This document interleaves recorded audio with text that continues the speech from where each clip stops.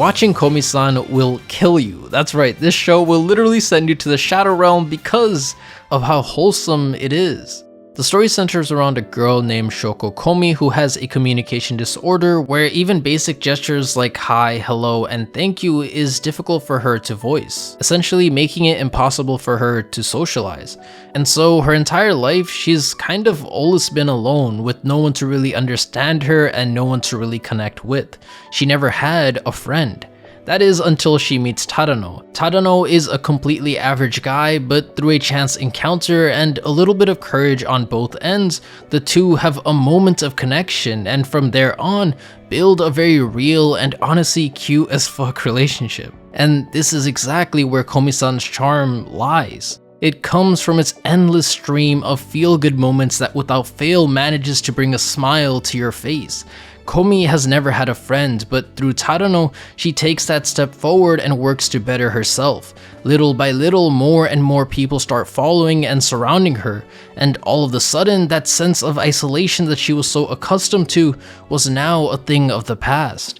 Because now she had friends to count on, and that sense of growth is pretty rewarding. Now, this series is not some crazy blow your mind type of show, but for what it offers, it delivers on it really damn well. Wholesome shit is fun to watch, and Komi-san embodies that in the purest sense. Even the simple stuff like her writing "I'll be in your care" is endearing because we know that she's trying her hardest to reach others, and that genuineness is something that you can't not love. The art style is especially also worth noting here because how it effortlessly conveys her emotions and how in the process, it gets your heart to melt from the sheer cuteness of the scene. Then there's also the narration text boxes. Sometimes they'll add to the comedic effect and other times they'll make the wholesome scenes even more so wholesome. I remember reading the manga week to week when the Don't Loot Komi-san faction was thriving. It honestly was a cool community to be part of, because it had this no horny, enjoy the cutesy fluff type of attitude. Unfortunately, that did not last the test of time. I have seen some terrifying images. But regardless, I can vouch for the source material's quality, and since the animation's PVs look amazing, I'm 100% certain that the adaptation will be just as great. One thing I liked was the characters, not necessarily because they were complex, but because they were all quirky in some way, and more importantly, because their group dynamic was fun. Watching their interactions always felt like watching friends hanging out doing goofy shit for the sake of goofy shit. And that's a pretty big plus, because the bulk of this manga is comprised of episodic stories where Komi attempts to socialize as she participates in these playful group antics with the homies.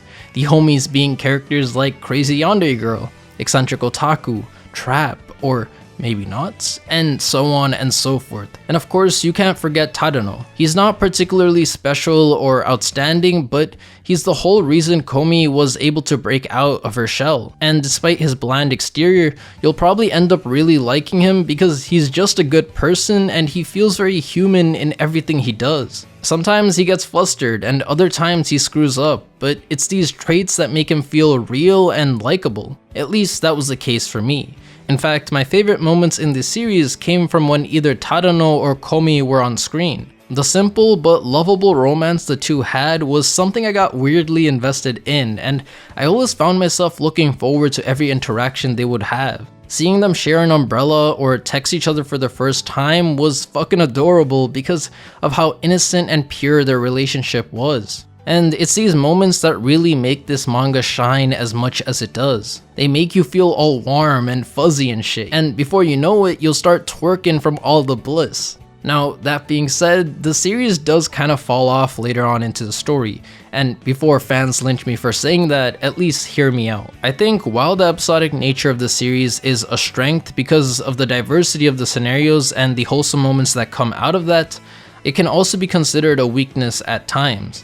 And I say this because there is very little plot progression within the story. Sure, there are moments here and there where the relationship between Tadano and Komi grows, but for the most part, the series plays out like a slice of life comedy that always returns to the status quo once the chapter is over.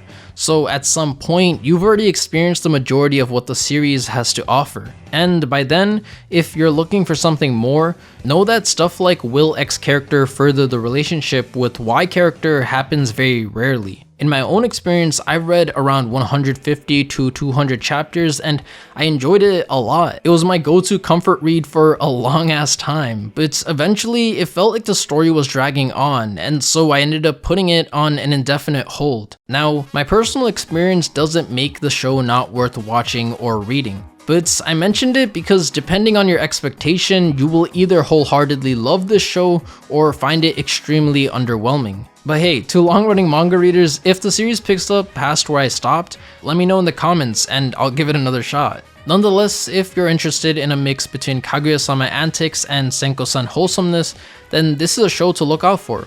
Check it out and hopefully y'all have a good time. Peace.